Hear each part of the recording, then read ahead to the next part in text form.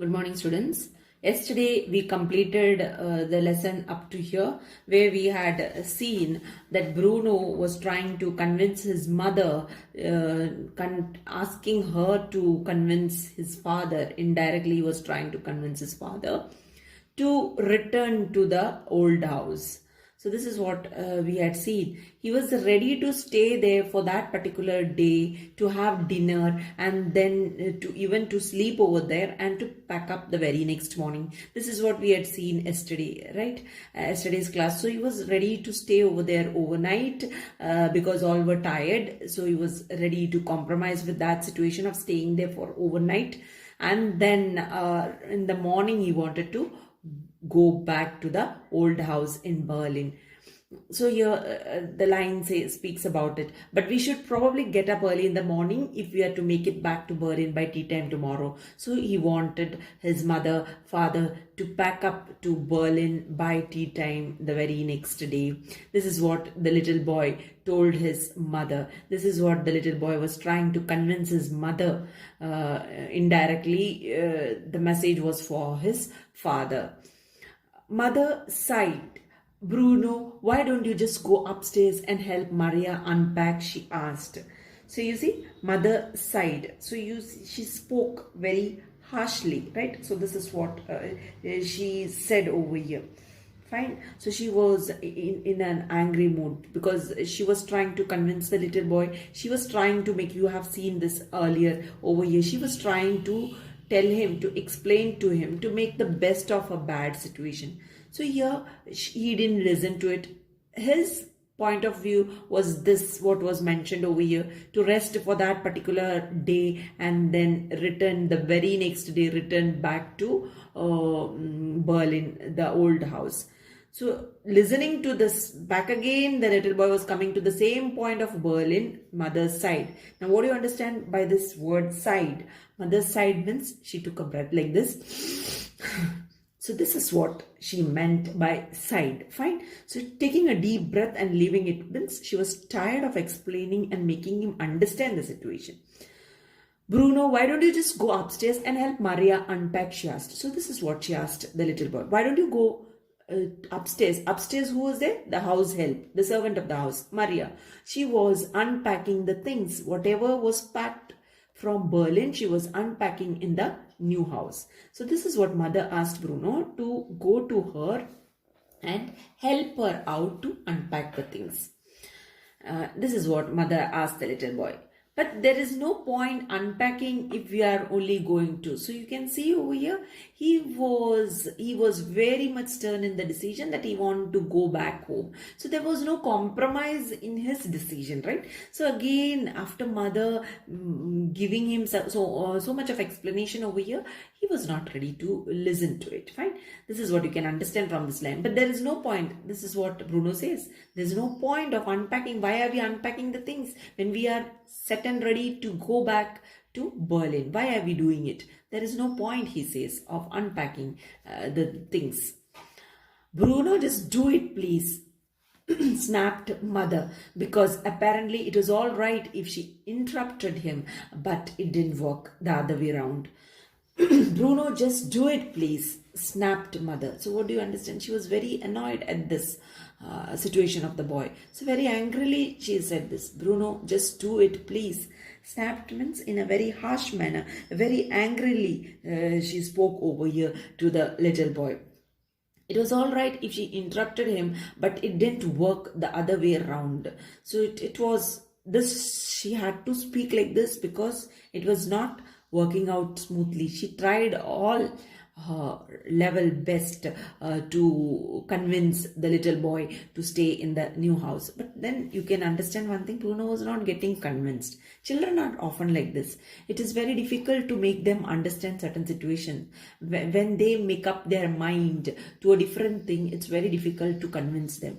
So here mother was trying all her techniques she used over here to convince the little boy, but it was not working out. So she had to do these things, right? Because apparently it was all right if she interrupted him. So you can understand. So it obviously, apparently means obviously or clearly you can say. So obviously it was all right if she interrupted, if she went in, she became a barrier in his thoughts or in his speech. But it didn't work the other way around. So she was trying to do it. She was trying to convince the boy by giving many examples, like all these things, whatever is spoken in these lines and all. Fine. But the little boy was not getting convinced. It didn't work the other way around. We are here. We have arrived. This is our home for the foreseeable future. And we just have to make the best of things. Do you understand me? So this is how she made a harsh statement over here. We are here. So this means we are not going anywhere. We are not going back. This is what she meant. We are here. We have arrived. So we have arrived to this new place. And this is going to be our house for the coming future. Foreseeable future means the meaning is given over here. Able to be predicted. Predicted in the sense it is foretold. A future which is told in advance. So it is showing, it shows in advance that in future also we are going to stay in this house. So tomorrow or day after tomorrow we are not going to move from here. This is what she is trying to explain to the little boy. And we just have to make the best of things. Do you understand me? So, and she's saying, and we have to make the best of the things. So we are going to utilize these things. We are going to compromise with everything. And whatever you find is ugly, bad over here, we are going to utilize. We are going to convert it into good, beautiful. Right? This is what mother is trying to explain over here. Do you understand me? She says to the little boy. He didn't understand what the foreseeable future meant and told her so. So the little boy Bruno didn't understand the word foreseeable future. Right? So what does it mean? It means able to predict, able to tell the future in advance, able to tell the future in advance. This is what it means. Right? So this little boy didn't understand what it is, and then he asked, what do you understand? What does this word mean? Right? Foreseeable future. This is what he asked his mother. Then the mother explained, it means that this is where we live now, Bruno, said mother, and that's an end to it. So this is what mother says. So here, this is the place where we are going to live now and maybe for the future. Right? So this is the explanation what mother gave to the little boy Bruno, and that's an end to it. And there is no change in it. This is what she means. There is no change at all. We are not going to move from here. We are not going back to Berlin. This is what she meant. Bruno couldn't understand how this had all come about. So the little boy was totally confused. He was not knowing how such a change took place in their life. Fine. So now you can see this is a flashback. What is happening over here? He is thinking back. One day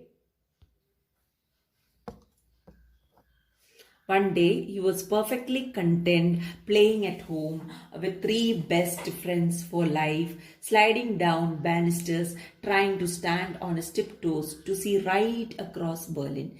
And now he was stuck here in this cold, nasty house where no one looked as if they could ever be cheerful again.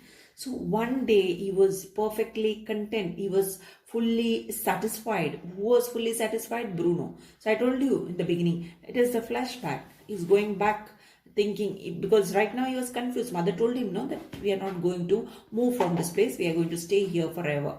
So he just went to the past, what had happened. He was just thinking. He was thinking about the past, the day when he was informed about the situation. So he was perfectly content, in the sense he was perfectly satisfied. He was perfectly pleased, excited, happy, the little boy. Why was he excited and happy? Because he was playing at home in Berlin. Right? There he was having 3 best friends. So with the 3 boys he was playing. So for life, best friends for life. So very close to him, very nice, with whom he used to enjoy playing. Sliding down banister. So he was sliding down the banister. What do you understand by banister? Banister meaning is given at the bottom of your text. Handrail at the side of a staircase. The hand rail on which you hold, you take the support and you walk when you climb the stairs, right? So that rail, small children, they use this rail as a slide, right? And they sit on it, which is a dangerous attempt. Please never ever try it at home. In some houses, children try this and they are likely to fall down from the rail. And when you fall down, you know the outcome of it, what happens. So there's no need for me to explain it. So please don't try it out. Sliding down banisters. So they were these three boys were sliding down the banister, the sloping part of the stair. Fine. So sitting over there, they were trying to come down. They were using the banister as a slide. Fine. Trying to stand on his tiptoes to see right across Berlin, and then coming down, standing on the tiptoes, standing right up on the tip of the toes of the leg, on the tip of it. When you do this action, when do you do it? When you can't see something ahead, something in front of you, you try to stand on the tip of your toes to see what is happening right in front. So what happens when you stand on the tip of the toes? Your height increases a little bit so that you can see. So you can visualize something which is happening at a further distance, right? So this is what they were doing. So here they were standing on the tip of the toes to see Berlin, right? So across Berlin, the whole of Berlin, they could get a view if they stand on the tiptoes. Their height was not sufficient. That is why they were standing on the tip of the toes. And now he was stuck here in this cold, nasty house, right? So these are the things what had taken place in Berlin. And now where are they?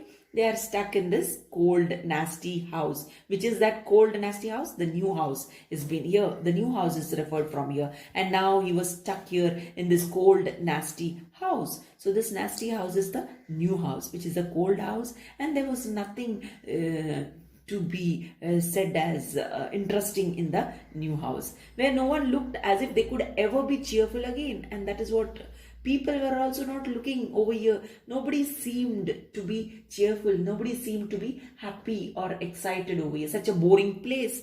That is what you can understand. In his words, it was totally a boring place. Which one? The new house, right? Bruno, I want you to go upstairs and unpack, and I want you to do it now, said Mother in an unfriendly voice. And he knew that she meant business, so he turned round and marched away without another word. So here, who's calling out? Mother. Bruno, she called out to the little boy. I want you to go upstairs and unpack, and I want you to do it now. So mother says, nothing doing, you have to go upstairs and you have to unpack the things. Unpack the things, unpack the boxes, the carton boxes which were kept in the room upstairs. This is what she meant over here. She wanted the little boy to unpack it. And in the boxes, there were toys, there were books, there were clothes. So this is what she wanted to bring it out, right? So when they were shifting from the old house, they had packed everything in the carton box and they had carried it. And now after reaching to the new house, they had to unpack these things, right? And I want you to do it now. And mother said, and you have to do it right now, she said mother in an unfriendly voice. So she said this in an unfriendly voice. So it was not a friendly, soft voice, a harsh voice, right? And he knew that she meant business. So he turned around. And with this, he understood that she meant business. Business means she meant work. When she said something, when she told the little boy to do something, so that means work. Work should be done, nothing beyond it. This is what she meant. So she was very much strict with her words. You can understand it from this. So he turned round and marched away. So there was nothing to speak, nothing to convince, nothing to be excused over here, right? So he had to follow the orders of his mother. So he turned round and marched away without another word, without uttering a single word. He went to do whatever instruction was given to him. On his floor, there were just 4 doors, 2 on either side facing each other. So on his floor, he was on the top floor, first floor of the house, right? So here there were just 4 doors. There were 4 doors, 2 on either side. 2 on either side of it, opposite sides, facing each other, right? Opposite sides. There were 2 doors. A door into his room. So there was a door into his room. His room in the sense Bruno's room. A door into Gretel's room. Gretel is his sister's room. A door into mother and father's room. There was a door into mother's and father's room. And a door into the bathroom. And there was also a door which was leading to the bathroom. So these were the doors which are mentioned by Bruno over here. Let me stop it over here and I'll continue in my next class. Thank you.